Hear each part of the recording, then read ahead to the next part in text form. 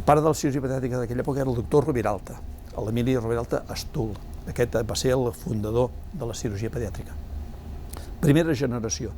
Després va venir el doctor Isidre Claret Coromines, segona generació, i formava part de la tercera generació jove. Vaig fer l'hospitalitat a Sant Lladeu amb el doctor Isidre Claret Coromines. Vaig poder aprofitar-me de tota la sabidoria d'aquella persona. Era un gran savi. La persona potser més intel·ligent que he conegut mai. Una persona intel·ligentíssima, en tots els aspectes.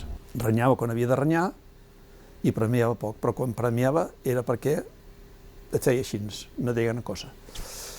Vaig tenir l'oportunitat de les primeres cirurgies que vaig fer jo personalment.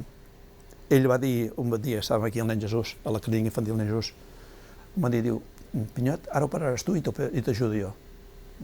Jo per dins, el cor que el tenim aquí, ja no sé si el tenia aquí, allà, però em vaig sobreposar i sí, vaig fer la cirurgia i ella m'ajudava. I cada pas que fas està tot molt metoditzat, no? I aquella tarda va ser així, vaig operar tota la tarda, ella em va ajudar i no em va felicitar, però ja és un gran què, perquè el normal és que digués a la gent ets un mongòlic, puig aquí, no apareixis més.